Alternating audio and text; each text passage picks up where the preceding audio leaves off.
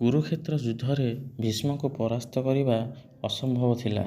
ଯେତେବେଳେ ପାଣ୍ଡବମାନେ ତାଙ୍କୁ ମୃତ୍ୟୁର ଉପାୟ ପଚାରିଲେ, ଭୀଷ୍ମ ନିଜେ କହିଥିଲେ ଯେ ସେ କୌଣସି ନାରୀ କିମ୍ବା ପୂର୍ବରୁ ନାରୀ ଥିବା ବ୍ୟକ୍ତି ଉପରେ ଅସ୍ତ୍ର ଚଳାଇବେ ନାହିଁ। ଯୁଦ୍ଧର ନବମ ଦିନରେ ଭୀଷ୍ମ ପିତାମହ ଅତି ଭୟଙ୍କର ରୂପ ଧାରଣ କରିଥିଲେ। ସେ ପାଣ୍ଡବ ସେନାକୁ ନିର୍ମମ ଭାବେ ସଂହାର କରୁଥିଲେ। ଅର୍ଜୁନ ଭୀଷ୍ମକୁ ନିଜର ପିତାମହ ବା ଜେଜେବାପା ଭାବେ ଦେଖୁଥିବାରୁ ସେ ପୂର୍ଣ୍ଣ ଶକ୍ତିରେ ଲଢ଼ୁନଥିଲେ। ଏହା ଦେଖି ଶ୍ରୀକୃଷ୍ଣ ଅତି କ୍ରୋଧିତ ହୋଇଥିଲେ। ଯୁଦ୍ଧ ପୂର୍ବରୁ କୃଷ୍ଣ ପ୍ରତିଜ୍ଞା କରିଥିଲେ ଯେ ସେ ଅସ୍ତ୍ର ଧରିବେ ନାହିଁ। କିନ୍ତୁ ଭୀଷ୍ମ ମଧ୍ୟ ଜଣେ ବଡ଼ ଭକ୍ତ ଥିଲେ। ସେ ପ୍ରତିଜ୍ଞା କରିଥିଲେ ଯେ ମୁଁ କୃଷ୍ଣଙ୍କୁ ଅସ୍ତ୍ର ଧରିବାକୁ ବାଧ୍ୟ କରିବି, ନଚେତ୍ ମୁଁ ଶାନ୍ତନୁଙ୍କ ପୁଅ ନୁହେଁ। ଆଜି ମୁଁ କୃଷ୍ଣଙ୍କ ପ୍ରତିଜ୍ଞା ଭାଙ୍ଗିବି, ନହେଲେ ମୋ ପ୍ରତିଜ୍ଞା ଭାଙ୍ଗିଯିବ। ଏହା ଥିଲା ଭୀଷ୍ମଙ୍କ ସଂକଳ୍ପ।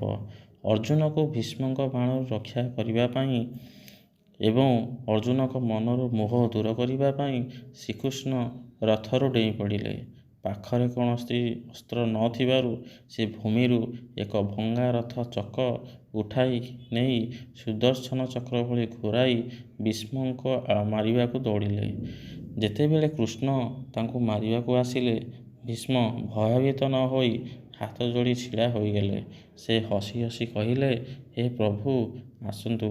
ଆପଣଙ୍କ ହାତରେ ମୃତ୍ୟୁବରଣ କରିବା ମୋ ପାଇଁ ସୌଭାଗ୍ୟର କଥା। ଆପଣ ମୋ ଭକ୍ତି ପାଇଁ ନିଜ ପ୍ରତିଜ୍ଞା ଭାଙ୍ଗିଦେଲେ। ଏହା ହିଁ ମୋର ବିଜୟ। ଶେଷରେ ଅର୍ଜୁନ କୃଷ୍ଣଙ୍କ ଗୋଡ଼ ଧରି ଅଟକାଇଲେ ଏବଂ ନିଜେ ଭଲ ଭାବେ ଲଢ଼ିବାକୁ ପ୍ରତିଶ୍ରୁତି ଦେଲେ। କୃଷ୍ଣ ଅସ୍ତ୍ର ଉଠାଇବାର ଉଦ୍ଦେଶ୍ୟ ଥିଲା ଭୀଷ୍ମଙ୍କ ଭଳି ଭକ୍ତର ପ୍ରତିଜ୍ଞା ରକ୍ଷା କରିବା। ଅର୍ଜୁନଙ୍କୁ ଯୁଦ୍ଧ ପାଇଁ ଗମ୍ଭୀର କରିବା, ଦେଖାଇଦେବା ଯେ ଧର୍ମରକ୍ଷା ପାଇଁ ଭଗବାନ ନିଜ ନିୟମ ବି ଭାଙ୍ଗି ପାରନ୍ତି।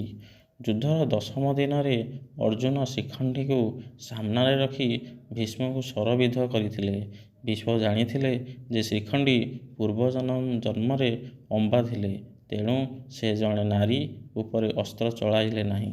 ଅସଂଖ୍ୟ ଶରରେ ବିଦ୍ଧ ହୋଇ ସେ ରଥରୁ ତଳକୁ ଖସି ପଡ଼ିଲେ, କିନ୍ତୁ ତାଙ୍କ ଶରୀର ଭୂଇଁରେ ନ ଲାଗି ଶରଗୁଡ଼ିକ ଉପରେ ଶୋଇ ରହିଲା, ଯାହାକୁ ଶରଶଯ୍ୟା କୁହାଯାଏ।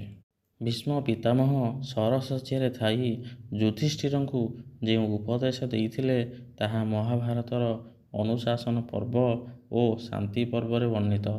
ଏହା କେବଳ ରାଜନୀତି ନୁହେଁ, ବରଂ ଜୀବନ ଜୀଇଁବାର ଏକ ମାର୍ଗଦର୍ଶିକା। ଯୁଦ୍ଧ ପରେ ଯୁଧିଷ୍ଠିରଙ୍କ ମନ ବହୁତ ଅଶାନ୍ତ ଥିଲା।